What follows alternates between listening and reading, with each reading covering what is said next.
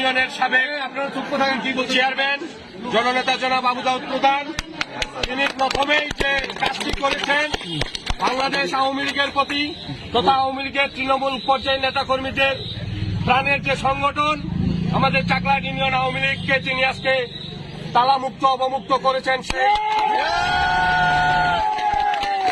এই দেশটাকে পাকিস্তান বানাতে চেয়েছিল, যারা বাংলাদেশের স্বাধীনতার পক্ষের প্রতিটি দলকে নিশ্চিহ্ন করার চিন্তা ভাবনা করে বাড়িতে অফিসে হামলা করে বন্ধ করে রেখেছিল, সেই অফিস আজকে প্রথমেই তিনি চাকলাহাট ইউনিয়ন আওয়ামী লীগ অফিস অবমুক্ত করলেন। চাকলাহাট ইউনিয়ন আওয়ামী লীগ সহ সকল অঙ্গ সহযোগী সংগঠনের পক্ষ থেকে তিনার কাছে আমরা কৃতজ্ঞতা প্রকাশ করছি। সেই সাথে আগামী দিনে যে কোনো মিছিল, মিটিং, আন্দোলন, সংগ্রাম স্বাধীনতার সপক্ষের সকল উন্নয়নের ক্ষেত্রে আমরা না আওয়ামী লীগ, না বিএনপি, না জাতীয় পার্টি সকলে ঐক্যবদ্ধ হয়ে স্বাধীনতা বিরোধীদের পক্ষে থাকবো। এবং প্রিয় ইউনিয়নবাসী, আপনাদের সামনে কথা বলার মতো সাহস আমার নাই। আজকে এই কিছুক্ষণ আগে শুনলাম যে আওয়ামী লীগের বিষয়ে তারা দেওয়া আছে, এর আগে জানতাম না। যদি আগে জানতাম আগেই ব্যবস্থা নিতাম। যাই হোক, সুদীর্ঘ 17-18 বছর পর আমাদের একটা বিজয় এসেছে।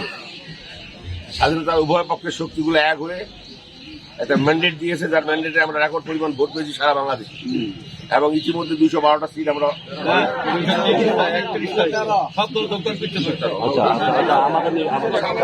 রেকর্ড সংখ্যক সংসদ সদস্য হিসেবে আমরা পার্লামেন্টে যাচ্ছি।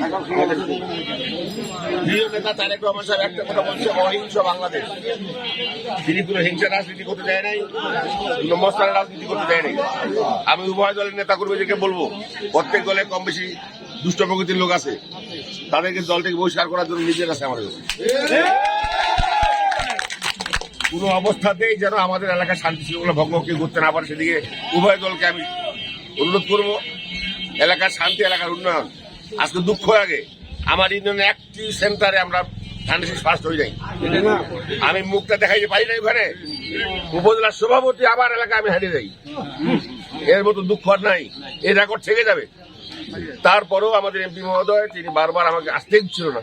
এত লোকের সঙ্গে দেখা করবো, বারবার বলছে না আমি যাবো আপনাকে নিয়ে, পার্টি বিষ করবো, পার্টি বিষ বলবো, তারপর আপনার সঙ্গে ছেড়ে দিব।